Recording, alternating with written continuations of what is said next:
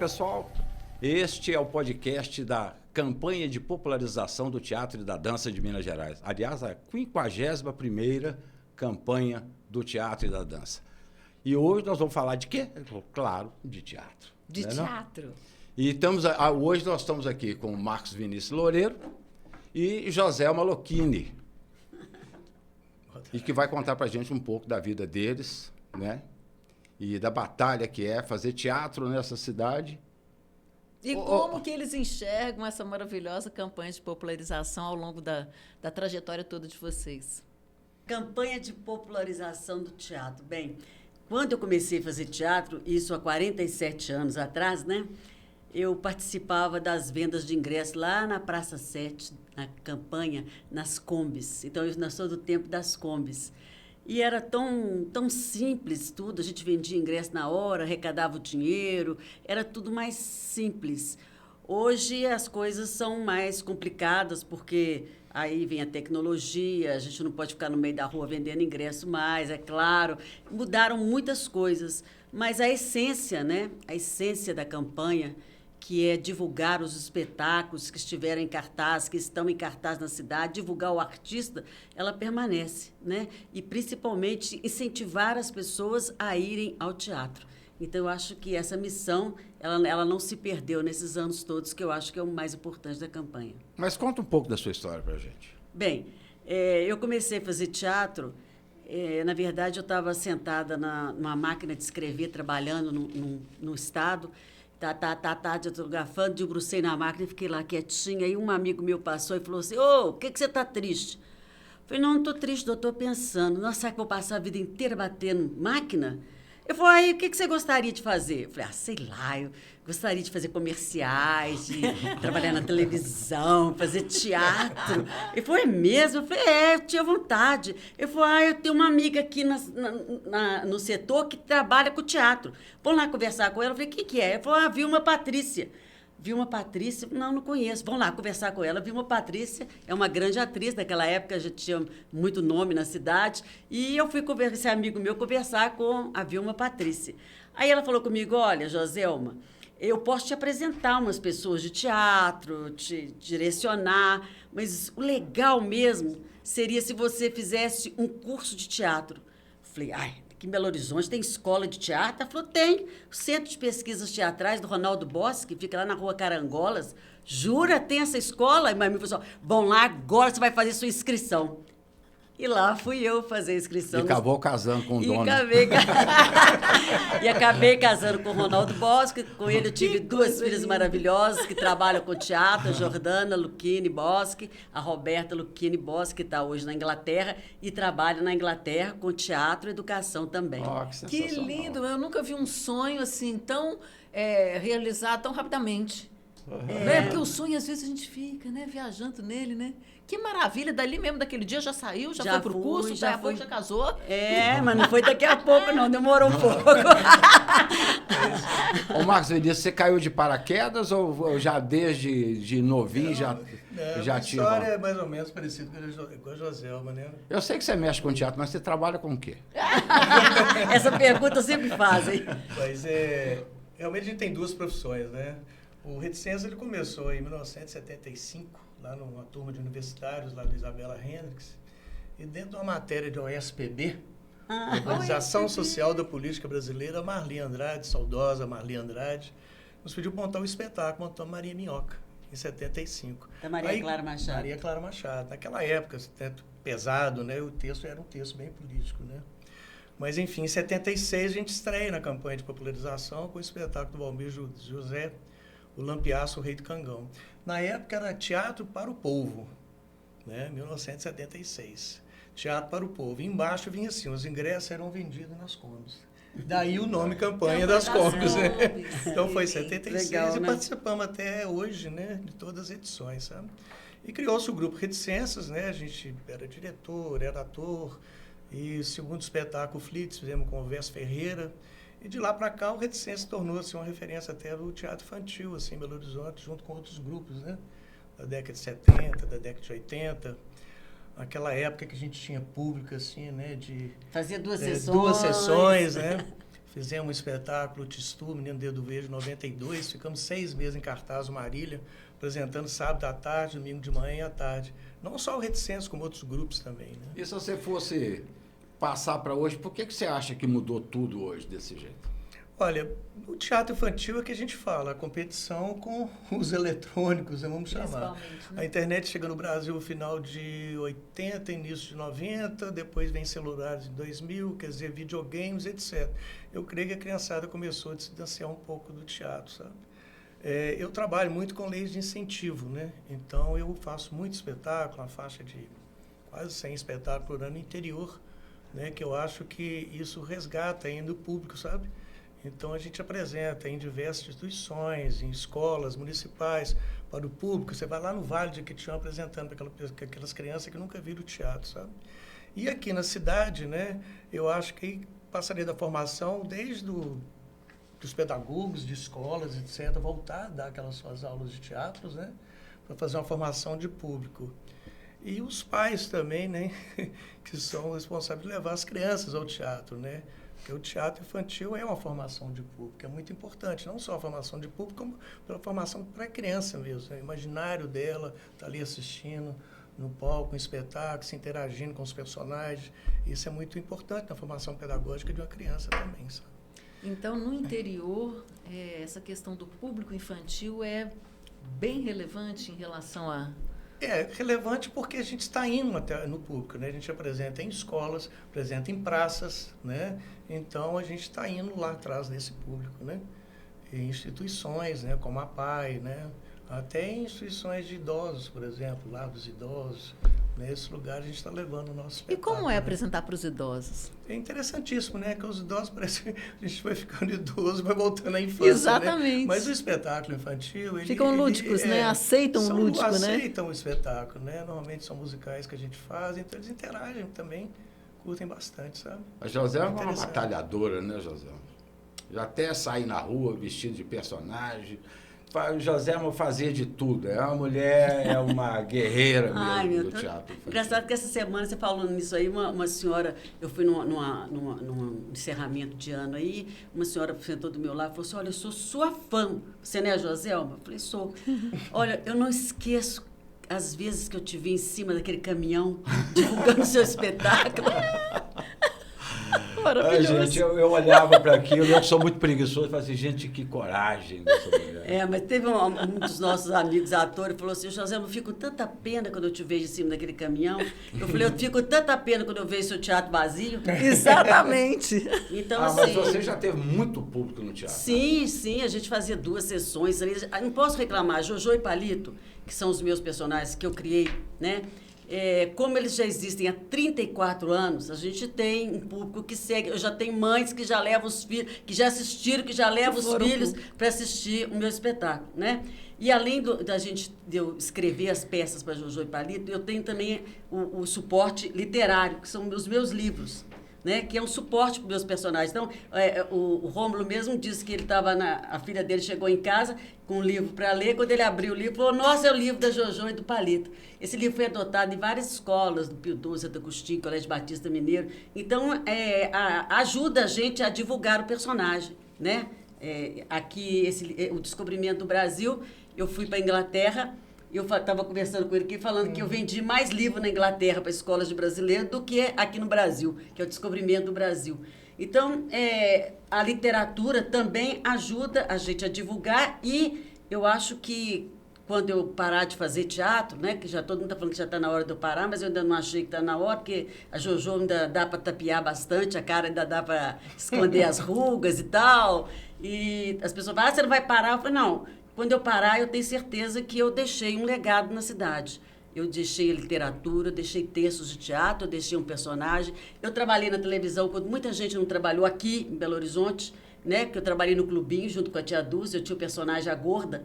Depois, quando a Clubinho acabou, foi que eu criei a Jojo e Palito. Então, eu tenho um histórico. Então, eu acho que eu vou deixar um trabalho feito e se as minhas filhas quiserem continuar, se os meus netos quiserem continuar, eu acho que eu deixei um legado legal de textos e da importância do teatro infantil, né, para a formação, para a educação, que eu acho que é o meu legado maior. Você está com teatro ainda?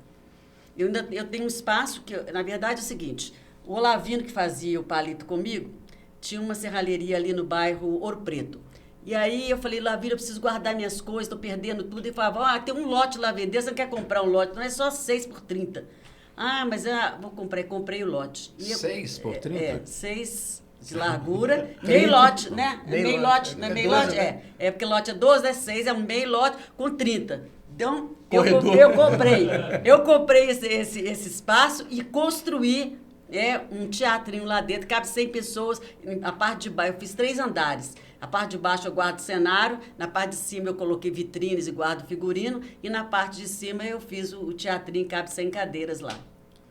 E esse teatrinho tá em ação? Está em ação, está em ação. Agora, eu não entrei com ele na campanha porque aconteceu uma tragédia. Com essa chuva, as calhas entupiram de água e derramaram água no teatro, estragou o teto, que é de gesso, né, rebaixado, e aí eu não coloquei, eu tinha colocado Jojo e Palito lá, tirei, porque eu vou ter que refazer o gesso, porque eu vou receber as pessoas lá com um buraco no teto, não dá. Então, eu estou refazendo esses gesso, vai ter que esperar secar, como para de chover, então eu não coloquei o meu espaço cultural, que chama Espaço Cultural Luquini, lá no bairro Ouro Preto, eu não coloquei nada em cartaz lá por causa disso. Porque por enquanto, é né? outra coragem, né? Além de produzir, andar em cima do caminhão, ainda construir o teatro.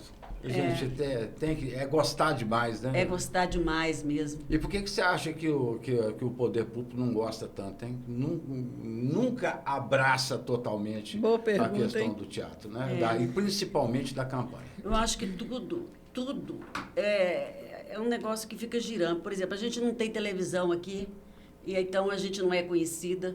Então a gente não é conhecida, ninguém quer investir em quem não é conhecido. Mesmo que você tenha um trabalho maravilhoso de tantos anos, você não é reconhecida pelo público em geral, né? Porque a gente não tem uma televisão, a gente não tem a cara da gente nas imagens. Então, vem um espetáculo do Rio de Janeiro, vem uma atriz lá da Globo, todo mundo quer ver. É atriz. Ninguém quer saber que espetáculo é, mas vai ver, porque quer ver aquela atriz. Ela tem nome, ela tem repercussão. A gente não consegue essa repercussão aqui, né? Então, todo jeito também não há um investimento na gente. Então, não há investimento, não há TV, e é um ciclo vicioso que a gente fica aqui rodando.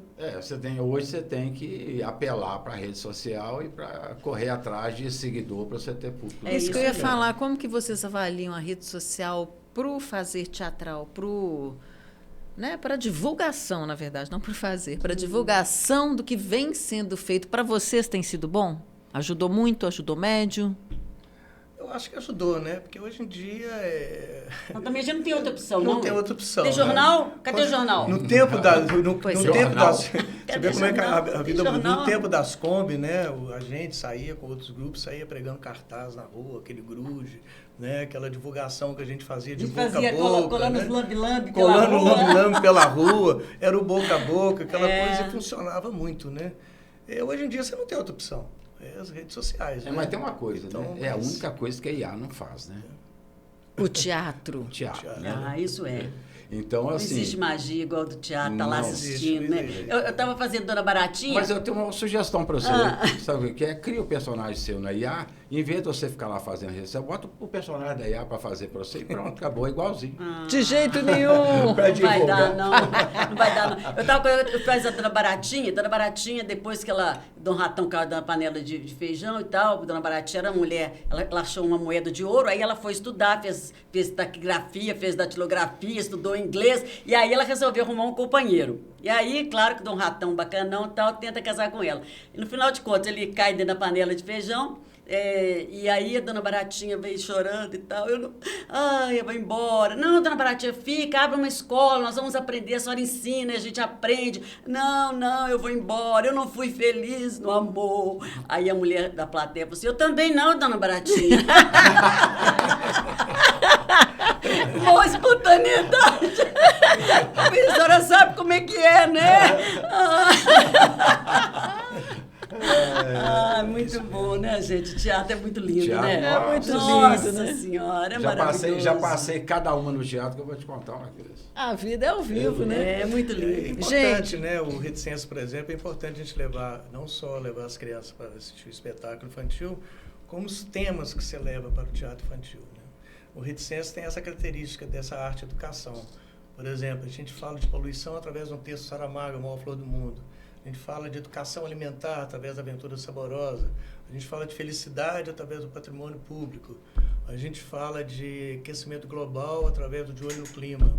Né? Então, assim, todos os espetáculos reticência sempre voltado, né, com essa interação com a criança, o texto e passando uma mensagem bacana, sabe? O pior é competir com os contos de fada, que até hoje... Mas né? eu acho que tudo é válido, sabe? É, eu acho que tudo é eu válido, eu acho acho que que sim, o teatro é em todos os gêneros, sabe? É bacana. O importante é a criança aí, que é a formação do público. Sim, né? porque a Como a criança... Joselma falou, eu já tive pessoas que vão assistir espetáculo, olha, eu assisti esse espetáculo há 20 anos atrás, o Tistu, o Turma do Pererê, né? Estou trazendo meu E filho está levando aqui agora, filho. entendeu? Porque a Então, é criança ela tem uma superimportante. capacidade de entender muito bem essa Claro, mensagem. e criança não pega mentira. E não esquece gostou, mais. Não gostou, Aham. entendeu? Né? Quando você fala que faz o espetáculo, aí puxa, né, é para o meio ambiente. A criança percebe e começa Você tá falando de a ter esse sustentabilidade, discurso meio de ambiente. forma mesmo que espontânea, chama atenção de pai, chama Isso. atenção. Eu sei disso porque eu já escutei as pessoas E a comentando. coisa mais gratificante Não do mundo é a esquece. participação dela, né? Então ela participa, ela canta, ela Não, né, teatro- interage com os atores. Isso é fantástico para o produtor. Agora, Só uma pra coisa gente, que eu né? queria perguntar que eu queria te perguntar, essa questão, né, de levar para o lado o pedagógico, né? Como que surgiu isso dentro da sua trajetória? Na verdade, assim... Começou com o infantil sua carreira? Não. Começou com... Eu escrevi um musical, chamava Belô, Meu Amor. E depois o Ronaldo já me convidou para fazer um espetáculo infantil, um texto da Maria Clara Machado, que eu acho que foi, assim, o diamante do Grão-Mogol. E por isso que eu tenho amor pelo teatro, sabe? Eu estava fazendo espetáculo, e aí tinha uma cena que eu entrava num barquinho e ia navegando. E eu me lembro, sabe quando a criança está engatinhando e de repente ela fica em pé e ela anda? Então eu estava fazendo barquinho e de repente eu falei, gente, isso é que é fazer teatro. Eu não estava entendendo. O Ronaldo falou comigo, para de declamar. Eu não sabia o que ele estava falando para mim. Para de declamar, fala naturalmente. E aquele dia, naquele barquinho lá de papelão, Insights. eu descobri como é que fazia teatro, sabe? Aquele negócio bateu dentro de mim, por isso eu tenho um amor muito grande pelo teatro. E eu tive uma conversa, eu já contei isso em outros lugares, que eu tive uma conversa com o Augusto Boal, uma vez, que eu montei um espetáculo muito lindo que chamava Educar é. Eu falava sobre AIDS, sexo, higiene, lixo seletivo e trânsito. Aí um dia não tinha umas pouquinhas pessoas para assistir o espetáculo, estava no Teatro da Assembleia. Umas 5, 6 pessoas, só 3 adultos. Aí os atores, não, pelo amor de Deus, tem mais ator do que público, não vamos fazer, não. Falei, faz de conta que nós estamos ensaiando, vamos fazer sim e tal, ppp. Aí fizemos o espetáculo. Quando acabou o espetáculo, essas 3 mulheres levantaram e foram me cumprimentar. Falaram comigo, olha, eu nunca tinha visto na minha vida um espetáculo falar sobre temas tão difíceis como sexo, AIDS, para as crianças de uma forma tão lúdica, tão bonita. A Secretaria de Educação do Estado comprou esse espetáculo, levou para 600 educadores do Estado inteiro para mostrar como é que se pode falar de temas tão difíceis de uma forma tão lúdica e tão bonita. Né? Então, eu fui aprendendo a fazer esse teatro, porque um dia eu falei com o Boal, assim, Boal, eu fiz esse espetáculo Educar, não tinha público, mas eu descobri uma coisa. Vê se você concorda comigo, Boal. Em vez de eu fazer o espetáculo chamado Educaré, eu agora vou esconder o que eu quero falar dentro de um texto que todo mundo conhece. Aí eu montei As Cigarras e as Formigas. E nas cigarras e formigas, eu coloquei tudo que eu achava que era importante passar para a criança. Principalmente porque La Fontaine fala, você não plantou, agora morre de fome. Né? E aí a Jojo fazia uma formiga e o Palito fazia uma cigarra. E aí, no final das contas, era o seguinte, a Jojo plantou, escondido do chefe lá das formiguinhas, alimento para que pudesse alimentar as cigarras no inverno, porque enquanto ela trabalhava, quem alimentava ela era o canto das cigarras. Então, assim, para valorizar o artista, né? Então, eu aprendi a fazer isso de um modo, assim, sutil, mas que não deixe de passar a mensagem que eu quero passar e que eu acho importante deixar para a criança. A campanha, vamos para as considerações finais. Infelizmente. Está na campanha? Estamos na campanha. Pode falar na campanha. dos A gente estreia a Festa dos Bichos no Cerrado, domingo, dia 11, no Grande Teatro Sesc Paládio. Na outra semana, 17, 18, Teatro Marília. Dia 24 e 25, Teatro Marília, Mogli, o Menino Lobo. As pessoas não vão guardar as datas, não. Você Vamos fala lá. só que Então, você dia tá no 11, espetáculo. domingo agora, próximo, Grande Teatro Sesc Palácio. Isso aí. E você, Joselma? E eu também estou fazendo uma experimentação que eu acho que é muito boa. Eu acredito, eu tenho testado e acho que vai ser muito bom, que é, eu estou trazendo o jogo, né, a construção, o Lego, para dentro do teatro. Porque eu tive na Inglaterra e eu vi meu neto brincando com Lego. Eu falei, gente, Lego é tão caro, as pessoas não têm muito acesso a Lego. E olha a importância do Lego, dos jogos de montar, a quantidade de benefícios que ele dá para a criança.